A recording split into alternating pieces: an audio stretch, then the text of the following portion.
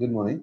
So today we will be discussing about the link between or how the internal and external security are linked between each other, development and how the extremism spreads and why the extremism spreads. So what are the issues with respect to development and their linkages. So all these we try to understand in this session. So here, the first part what we need to understand is that how the internal and external security are linked up. So for that, we will understand what internal security is all about and what external security is and how they are linked. Uh, this is a basic framework which we are going to address in the future classes in the days ahead. Okay.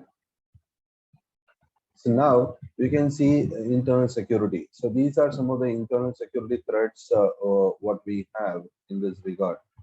Okay. We have hinterland terrorism, that is terrorism within the territories. We have left-wing extremism. We have insurgency in northeastern region. We have cross-border terrorism in Jammu Kashmir, organized crimes, drug trafficking, and narco-terrorism, environmental terrorism. So don't surprise that there is no cyber terrorism here. So cyber terrorism is nothing but an organized crime, right? So it comes within the organized crime. So it includes here. So we'll check it out in detail when we talk about internal security in the next session. So these are some forms of internal security threats what we have, okay? And there are some external security issues which are induced by either external state actors, that is, we call it as state-sponsored in the sense a country sponsoring terror, either directly or indirectly. Okay, that we call it as external state actors. There are certain non-state actors like individuals or some organizations or some civil society and kind of. So these are non-state actors. So external security can be because of certain state-sponsored, that is external state actors or non-state actors, right? So we'll see the difference definitions later, but just a picture. And these two are the basic security issues or threats what we have. So how they are interlinked? See, we saw the internal security which aided by external, external aided by internal security threats, right? So how it is, there are some supporters, the sleeper cells or whatever it may be within the territory of India. They try to have direct contacts with the external security threats. So they try to perpetuate terror through them. Okay. And external aid to the internal security is that the external state actors or the non-state actors, they try to involve in international crimes or transnational crimes, to be precise, transnational crimes. And these transnational crimes can be organized crimes, drug trafficking or narco-terrorism, environmental terrorism, which leads to smuggling. So all these are transnational, that is involving 2 or 3 nations, and thereby try to destabilize by increasing the internal security threats within a particular country. Understood? So there are certain internal security issues for a particular country. External state or non-state actors, what they try to do, they involve in transnational crimes where illicit goods, services, and infiltration happens, and thereby they try to involve in these type of crimes, and through that they try to destabilize the nation by aiding these interland terrorism or left-wing extremism or insurgency or cross-border terrorism, whatever it may be. Okay, this is externally aided internal threats. Whereas there are certain organizations, individuals, other institutions which are present within the country, and these organizations, just because they have some ill attitude about the existing country, they try to go hand in glove with the external security personals, and then they try to destabilize or aid the external security issues within the country, okay, rooted through them. So this is how they are interlinked. Clear? Fine. So in this way, what happens, to be precise, we need to understand what is transnational, what is international, what is domestic, what are the differences, that we'll see later. Same way the differences between external and non-state actors. So what are the different types of terrorism in India? How all these factors we'll see later tomorrow. But here, this is a logic what we try to have in this regard. Yeah. So this is how the linkages happen. To be precise, to have a nutshell, you can see that internal security with the external influences. So there are various issues of internal security which we are listed here. These are having some external factors. So what are these factors? Say, for example, you can see Southeast Asia acting as one of the important source for drug trafficking and narco-terrorism, because we have the Golden Crescent. Okay, the Golden Crescent, Iran, Afghanistan, Pakistan. Okay, Golden Crescent to the Golden Triangle. Okay, so Myanmar, Laos, Cambodia. So that particular triangle. So we call it as Golden Triangle. So this route is famous for the drug trafficking, narco-terrorism, and other issues. West Asia in the sense all, you can put it as Middle East also. Okay, Middle East to a larger extent is an ideological source or the fertile ground for ideologies for Islamic fundamentalism and Islamic terrorism. And China has a moral as well as ideological as well as some logistics support which is given to Northeast insurgency and left-wing extremism in India. Bangladesh and Myanmar become a source of ethnic conflicts, which results in certain issues in India. Pakistan involves in state-sponsored terror, J&K cross-border terror in India. And we have some terror financing methods which are transnational in nature, like money laundering, counterfeiting currencies, marine piracy, etc. So these are some handful of examples which we can have for these external influences what we have. Clear? So in this regard, you can understand that the internal security and external influences are inseparable, and almost all have, when you see into this list, you can see almost all these have some touch externally. So external hands are found in the internal security issues, no doubt about it. So that's the reason why we don't study them separately. We understand the linkages, then we try to go upon these issues. Clear? Fine. So the next one is, this is the basic thing. So the linkage is how it is. Okay. Now we'll see why this exists. So why this internal security threats or external security threats, how they could sustain, persist, spread. Okay. So what are the reasons behind them? And one of the most important aspect is development itself. Development resolves problems and development brings in new problems. Okay. So we have development, we have challenges. So development does away with the challenge. Or from the challenge, we have development. And from development, we have challenge. Okay, new challenge. So it's a cyclic process. And we need to understand what development is. We need to understand how the internal security is affected and how it is going to happen. So this is the point number one in the discussion.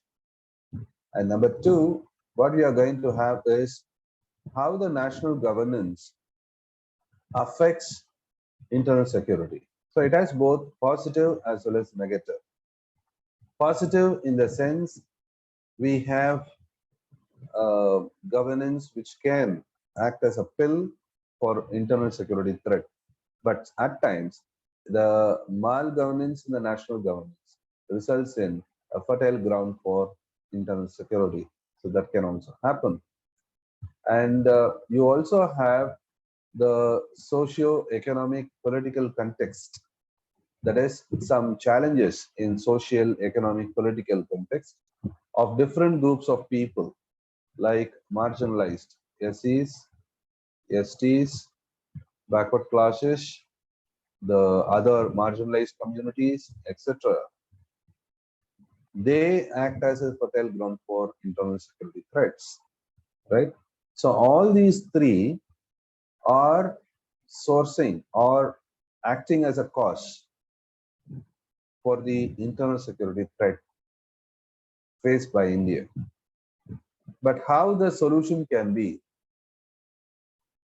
So we try to find how sustainable development acts as a solution to contain the spread of extremism and to do away with the developmental gaps, okay, or deficits which happens. So whether sustainable development is a potential solution and whether it can solve certain problems which are faced in internal security threats, we will discuss.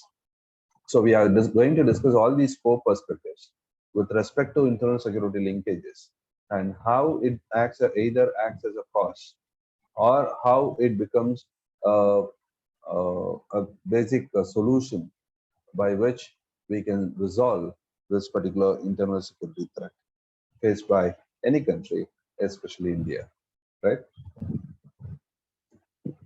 Yeah. So first we go with development. So you may know that even in governance, when you talk about development, development is something, a complex phenomena which is not easy to define. And there is no uh, a comprehensive definition what we have on part of development. But anyway, to be simple and to provide the multifaceted aspect of development, it can be defined as a process where we create growth, not only growth, progress, which is important, right? And this particular progress is a positive change. Okay, that's very important. That should not be negative change. That should be a positive change. And apart from that, this positive change and progress should happen in all parts of or spheres of life. That is physical, economic, environmental, social, demographic spheres. And that we call it as development,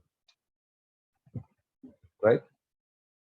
So development, it's quite naturally a complex phenomena because it has to provide everything.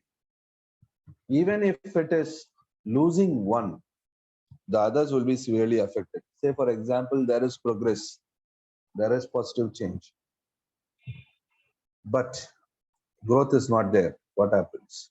Everything falls down, okay, crumbles down. Growth is very high, but progress is not there. There is no positive change. Regression is there. So completely the development is not going to work. Clear? So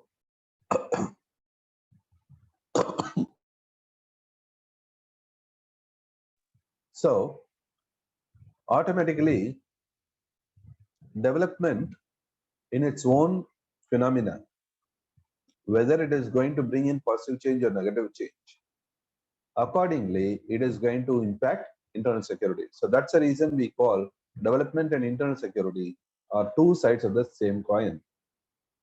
Because when development is there, if it is positive, then the internal security threats are nullified. If the development brings in some negative changes, then naturally it breeds in fertile ground for increasing the internal security threats to a particular country, right? So whether it is the developmental deficit or whether it is going to be the the development excess, what we are going to have, that's a game which is going to be, right?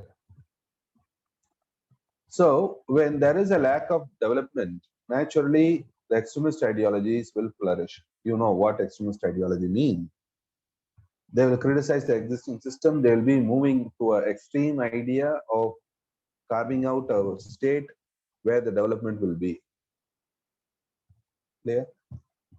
And these extremist ideologies, those groups will start recruiting people, and mostly, say it is mostly, not all, mostly from the deprived and marginalized background.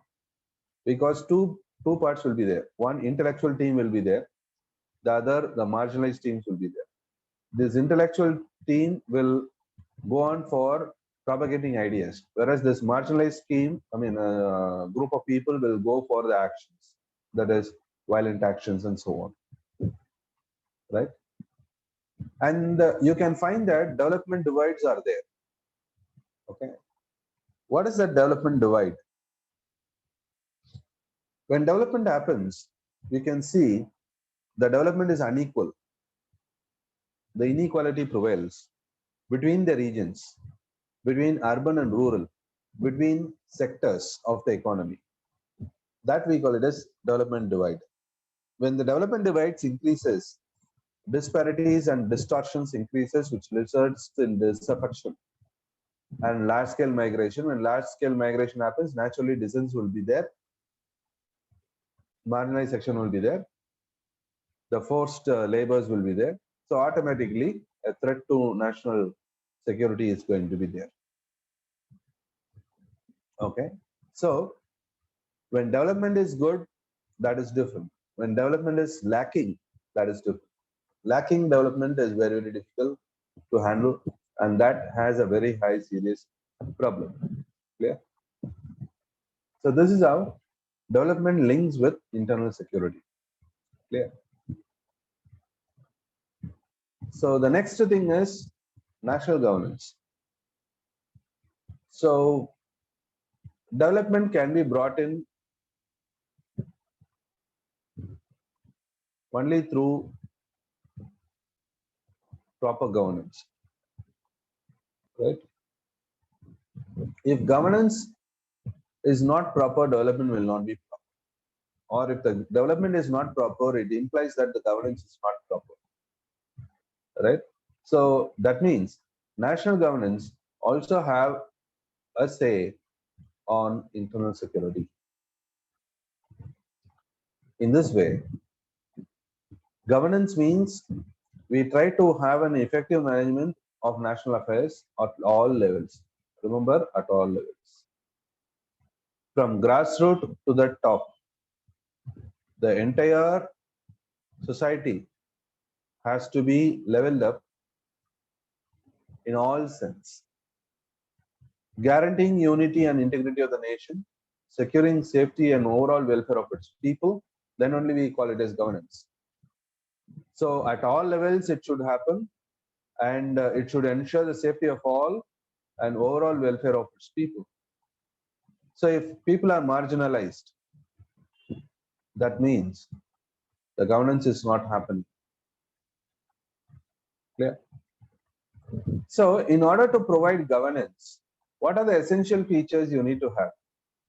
You need to have political, economic, executive, judicial authority, which has to be provided in such a way that the authority is exercised to enable the rights of the people to discharge their duties, to resolve disputes within the parameters of the Constitution.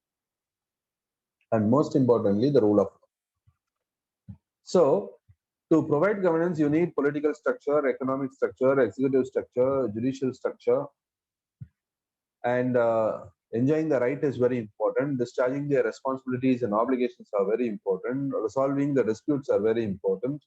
Existence of rule of law is very important. All things within the framework of a law should be important. So almost 9 to 10 important aspects, essentialities are there. So within this essentiality, if something is lagging, governance will not be there. When all are right, political executive is not right. When all are fine, when economics is not fine. When all are fine, when executive is not fine, when judiciary is not fine, naturally, maladministration happens. So malgovernance results in serious loss of certain issues, right? So for governance, these are some of the essential features. Okay, so with these essential features, how the governance can happen? What are the various principles under which the governance can happen? What are the under various institutions or values through which the governance can happen? So how the good governance can be perceived. Good governance can be perceived through values, principles, institutions. What are they? Where are they? Constitution provides it. Constitution provides it. You know the preamble. So everybody knows preamble. Preamble says sovereignty, unity and integrity.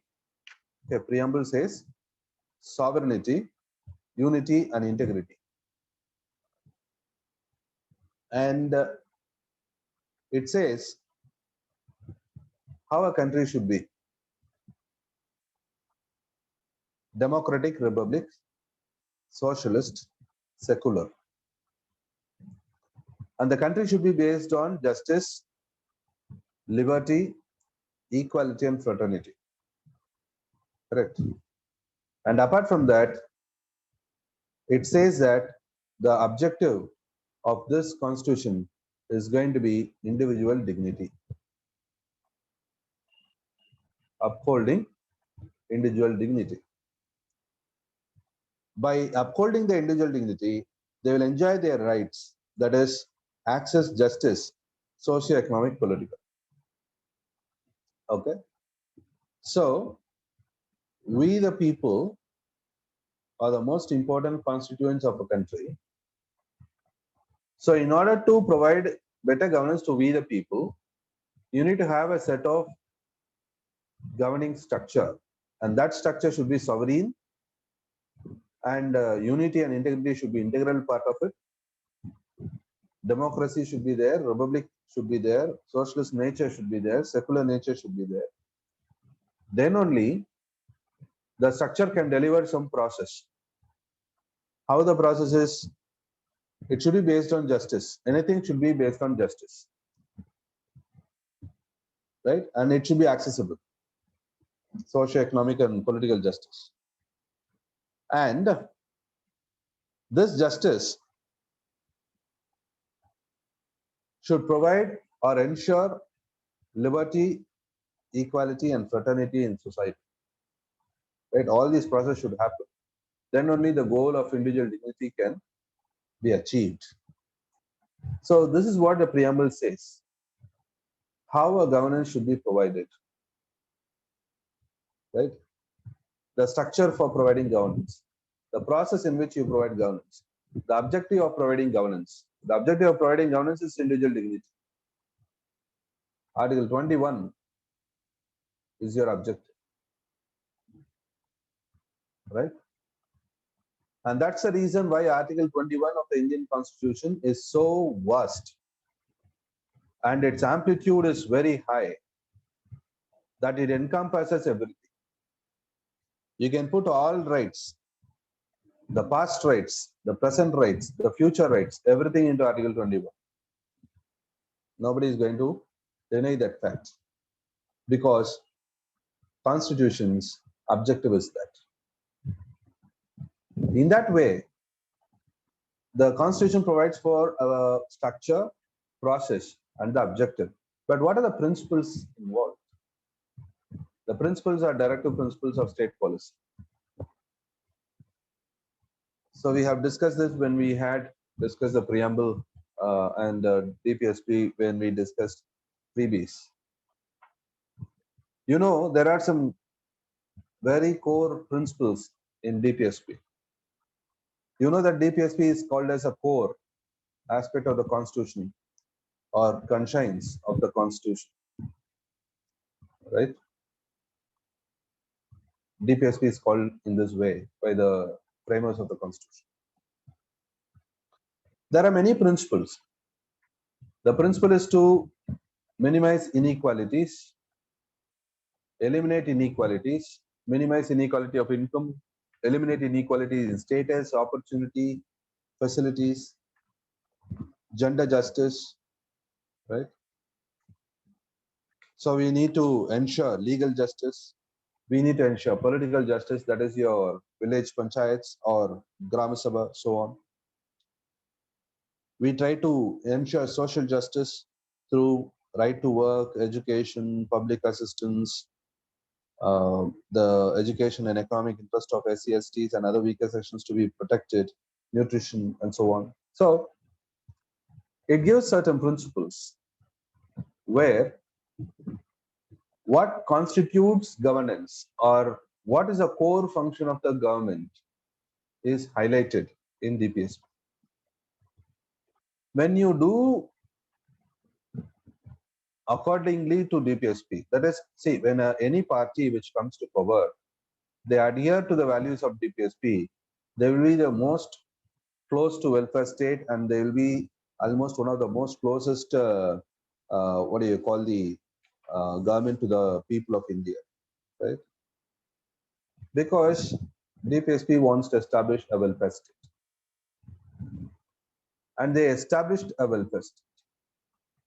And in that way, they have given certain structures and principles. Naturally, whether it is there in India, that's a question mark. And that's naturally threatening the internal security. Why? Because they result in malgovernance.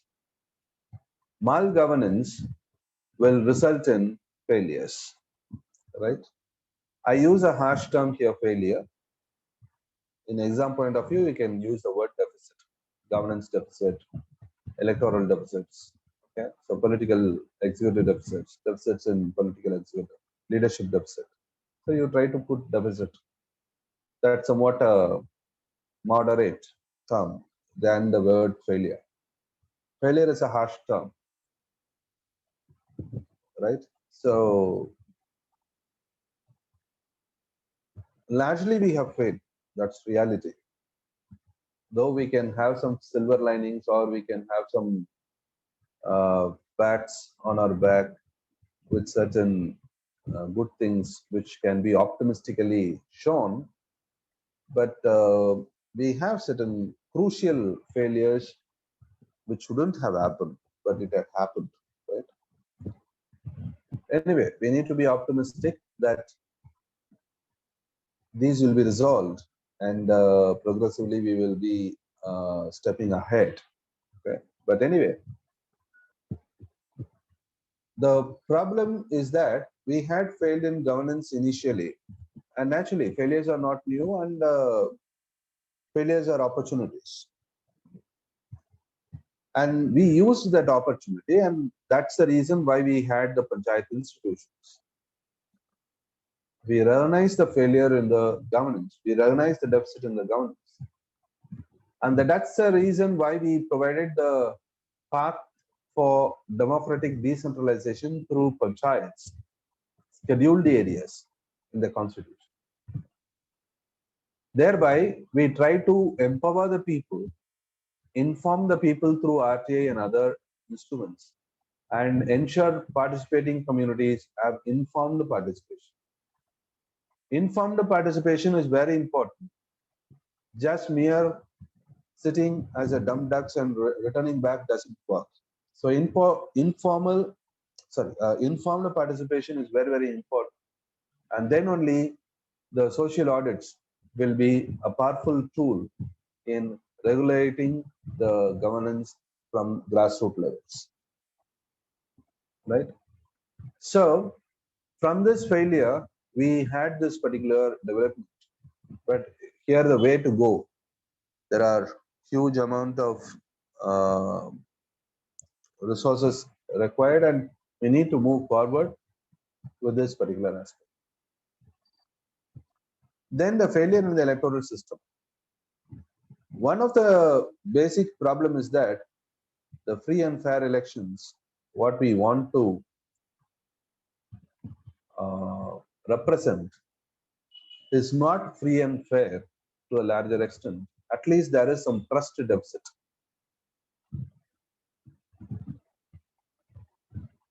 Which is really dangerous, because For a democratic society, elections are the fundamental aspect, bedrock. When the first bedrock itself is not fine, the entire superstructure is going to collapse. So the trust deficit in the electoral system, the failures in the electoral system to catch up with the modern, what do you call, the issues in electorates. So naturally, that's one of the important reasons why people at times lose faith on the electoral process or the elected government or any other system in this way, right? So our elections are failing to prevent antisocial elements, communal elements, undesirable elements, even criminal elements from contesting. Not only contesting, they are winning. And to be the very filthy fact that we have almost 20 to 30% of our elected representatives with basic criminal crimes and 10% with very harsh crimes.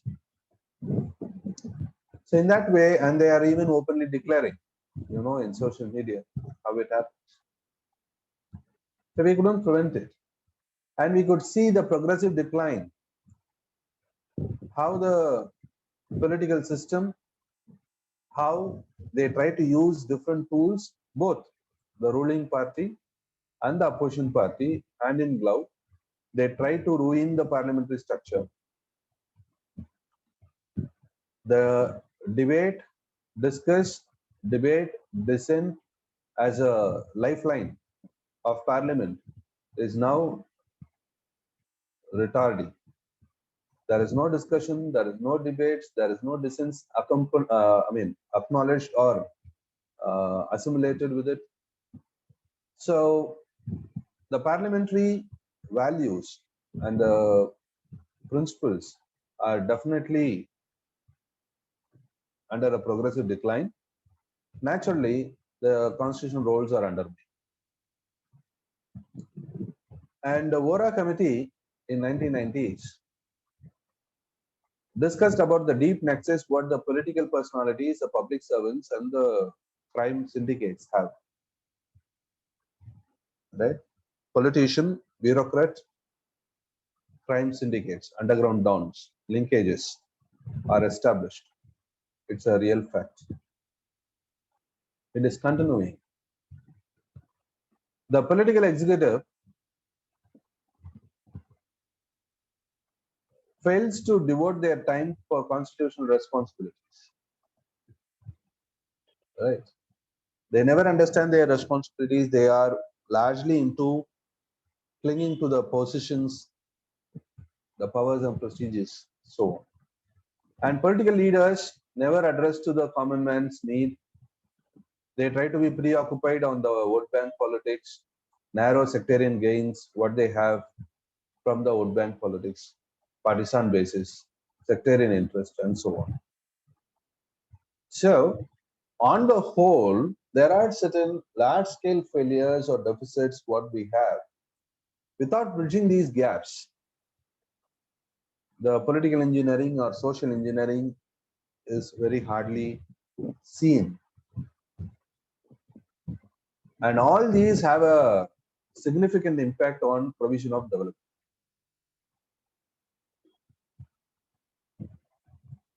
To the society.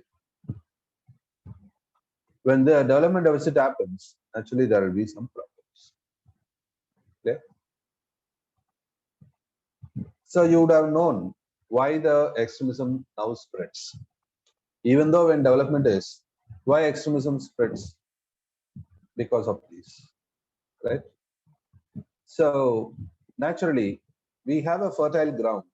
From the above discussion, we can understand that we have a fertile ground for breeding extremism. When you have non-governance, when you have mal-governance, when you have misgovernance, what it happens? It results in poor governance, right? When it results in poor governance, what happens to rule of law? Rule of law declines. There is no rule of law. Show me the men, show me the rule. When there is no rule of law, human rights are violated. Human rights are violated. So when human rights are violated and rule of law is not present, naturally exclusion happens. It is going to be political, economic, and social exclusion. Right? Therefore, marginalization happens.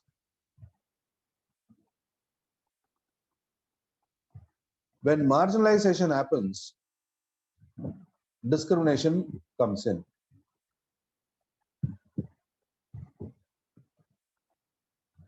Also, discrimination results in marginalization. Right? There are many unresolved disputes or conflicts. Why it is unresolved? Because of failure of political leadership, failure of executive leadership, uh, the committee, as we say, when there are problems with the crime syndicates, the political parties are linked to it, so we can't get it resolved, right? So ultimately, all these put together, it results in radicalization, where the recruits go into the hands of clutches of terror due to lack of socio-economic opportunities, right? Due to lack of socio-economic opportunities. So when you have malgovernance or misgovernance or non-governance, ultimately you're going to have poor governance. When you have poor governance, all these are consequences. Okay, all these are consequences. Naturally, it is a fertile ground. Extremism thrives. Right? So similarly, we have socio-economic political issues faced by SCs. So there are common issues faced by SCs, STs, backward class, and so on. There are specific problems which are related to these guys separately. Okay. So you can see that SCs have high poverty, unlike STs. STs need not be poor, but SCs are highly poor. They are into the clutches of poverty and high undernutrition. So very high undernutrition. So naturally, basic needs will not be addressed. Education, health, it won't be there. Social discrimination will be there. Political marginalization will be there.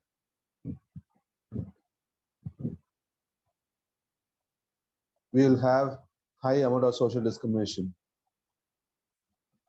They won't access even basic resources. So sustenance of the livelihood will be a very, very problematic. Because they don't have any access to the resources. Abuses against women increases from the outside world. Okay, it may be state oppression or social oppression, whatever it may be. So SEs have their own socio-economic problems. STs have their own socio-economic problems. The first problem is that your governance is not required for them. They need self-governance because they are tribes.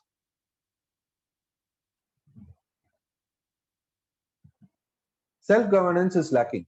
Say, why the self-governance is very important? Because the tribal feature is like that, and even British gave that. And Constitution recognized that and gave special articles under 371, A to J. But whether we have ensured it, no. So that's a fundamental problem what they face. They face land issues, forest land. Forest is a home for them for past 7,000, 8,000 years of existence, or more than 10,000 years of existence. But for sustainable livelihood, what they need to have, the forest laws are creating hurdles, especially in the land related issues. They were called as encroachers of the forest. How it could be? How we can call tribe the encroachers of forest? Tribes are part and parcel of the forest, and they are the face of the forest. And they face multifaceted exploitation. Exploitation is multifaceted because the exploitation what they face is from all sense: outsiders, the mainstream people, political parties, bureaucracy, everywhere. And their cultures are humiliated. That's a worst form of discrimination what they face. Stigmatization of their culture. There are many such cultures what we have. The worst form of cultural humiliation comes from food. Okay, discrimination of food, their way of life, and so on. So that's a human. What it is that we don't actually culture people from the childhood. Okay, even during the childhood, in order to prohibit the child to not to have that particular food, we demean that particular food which is there, right? So someone having some type of food, we try to demean and we try to praise our food. That is stupidity to the core, and that's equivalent to cultural holocaust. To demean a cuisine of a particular country, of a particular people, of particular ethnicity, right? So there are many cultural practices which are there in tribal people. There are also among the mainstream people, right? So this cultural humiliation, when they hear about it, come across it, naturally, uh, it's very, very pitiable, especially the racial attacks what the northeastern communities face. They are criticized as Chinese, right? So being ethnically Chinese-like is not a sin, right? And demeaning them, body shaming, right? So all these are cultural humiliation, what we have in this regard. So they are really um, uh, depressed out of this particular cultural humiliation. So naturally, they are not ready to mingle with the mainstream people. They want to have their own systems put in place, right? So that's a problem what we have.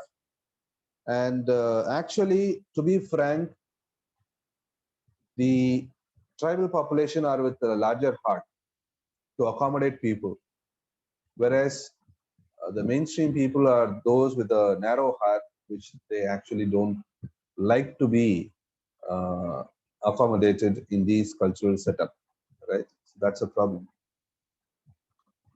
So they call themselves the so-called civilized population. So apart from this cultural humiliation, they have the political marginalization. So naturally, geographical isolation, the political isolation, marginalization happens, and they don't have some protective structures with respect to the scheduled areas. So they are violated with their own rights by the people of India. They have some economic problems.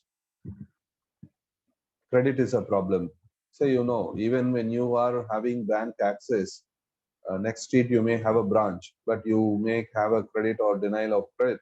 Whereas for them, they don't even have access to a bank or credit institutions.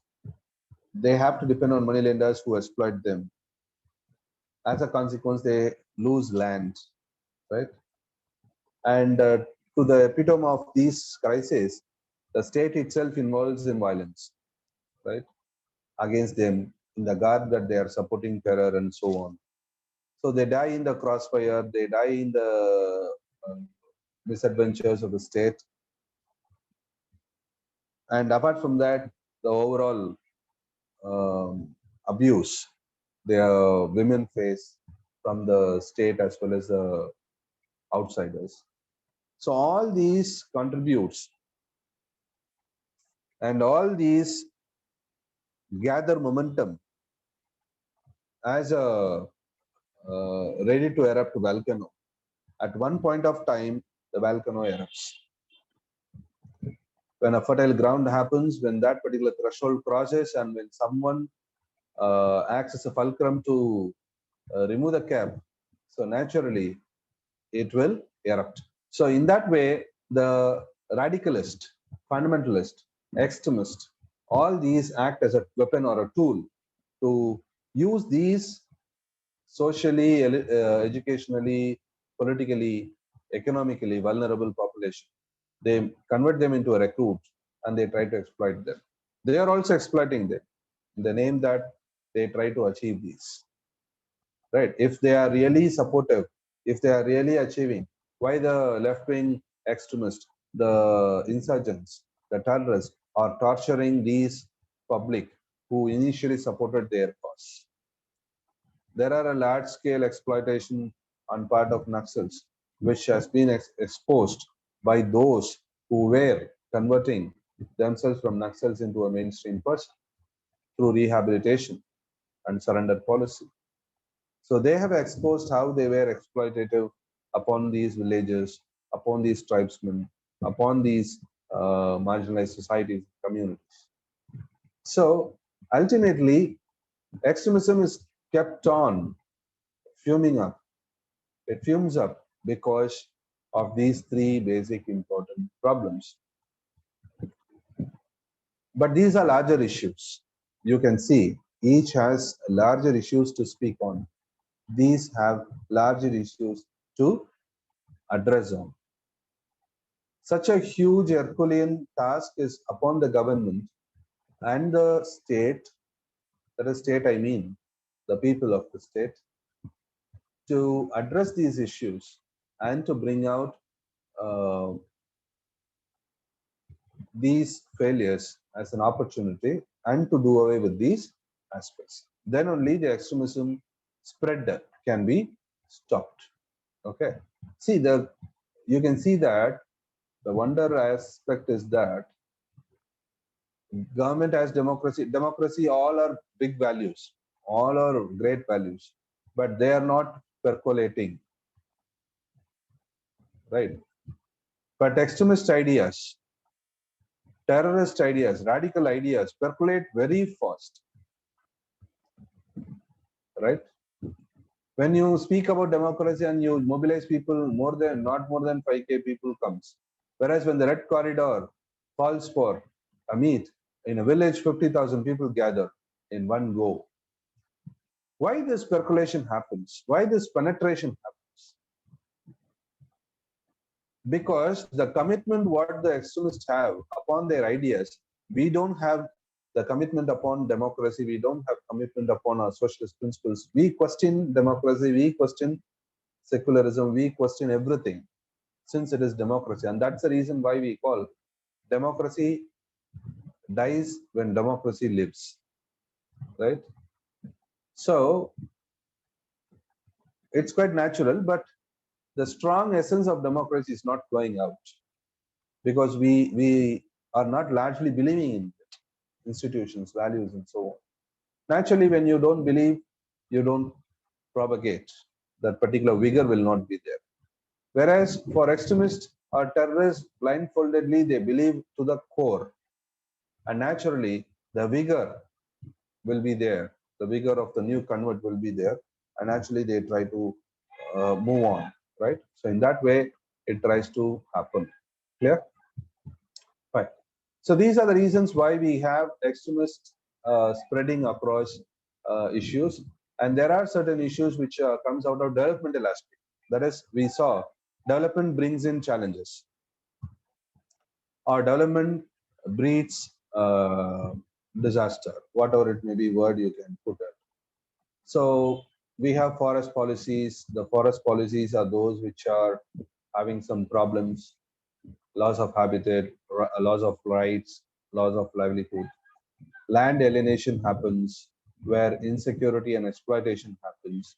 So land alienation will result in complete disaster for a tribe.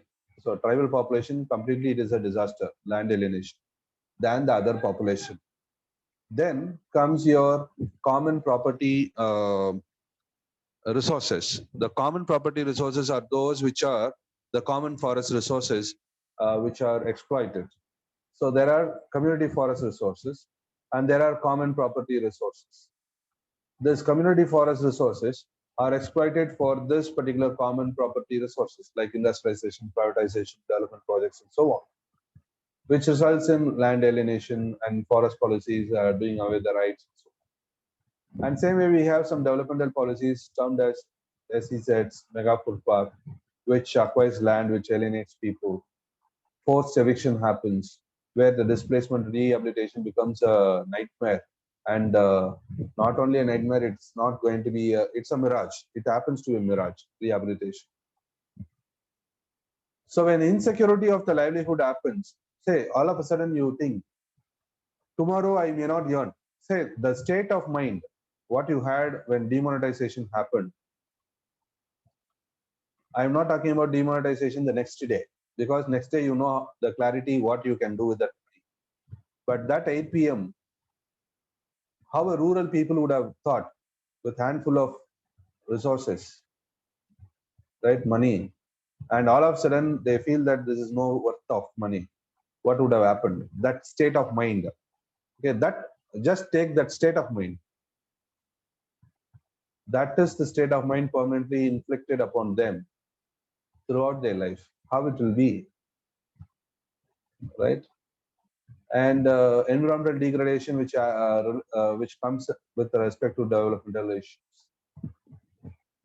All these are also constituents of the spread of terrorism or extremism, of course. Clear? So this is how the large-scale problems involve or large-scale issues involved in this particular aspect. Clear? Okay. Now, how the SDGs, the Sustainability Development Goals 2030, solve this particular problem? Whether it could solve the problem.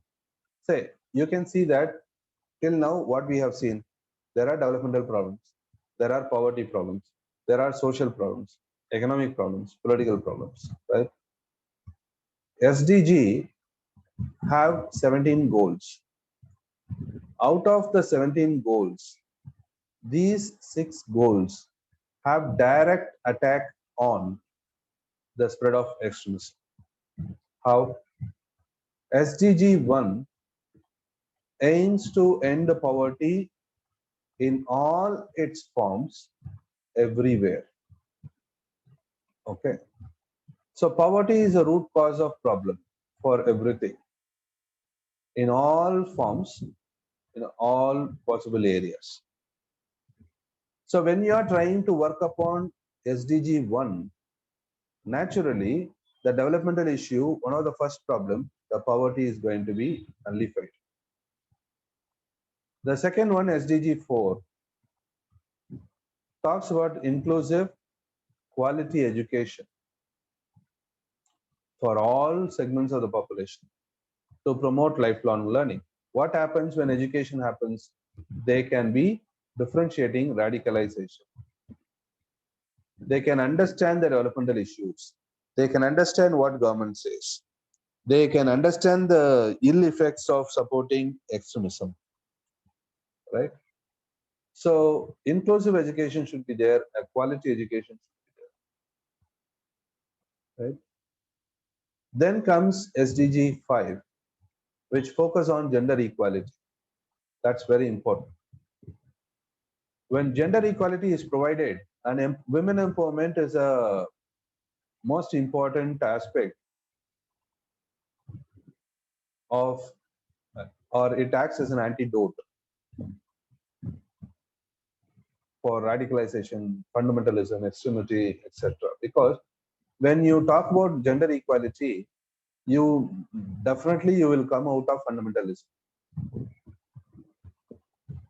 When you come out of fundamentalism, automatically you try to empower women, and through empowered women, the women empowerment will lead to empowerment of the family, right? Because the empowered women can upbring their children in a better environment, in a better ecosystem.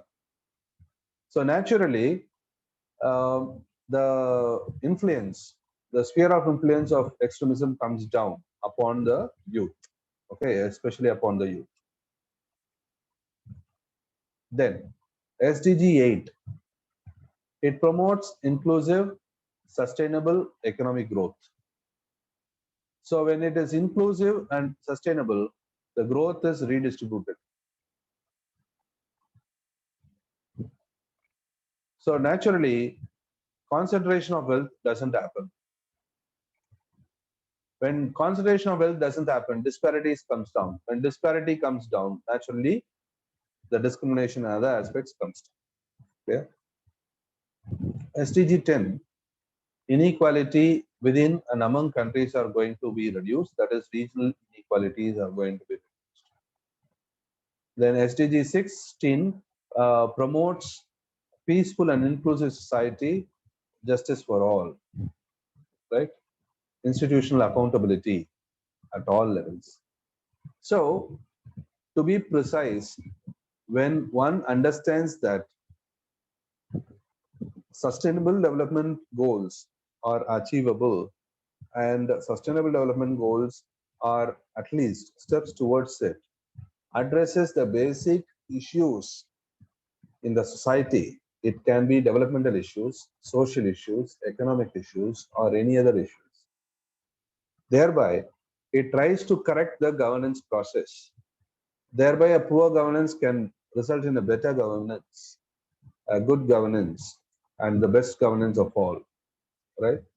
Thereby, automatically addressing the social issues or political or economic issues of SCs, STs, backward classes, marginal communities, and so on.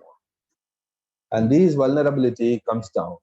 Naturally, they won't involve in organized or supporting mechanisms for organized crimes that support bridges or link pins can be nullified. Thereby, the organized crimes, the petty crimes to organized crimes, the terrorist crimes, all these crimes can be reduced. And the idea of extremism comes down at a larger pace. Yeah. So this is how the large scale spread can be averted. Fine. Thank you.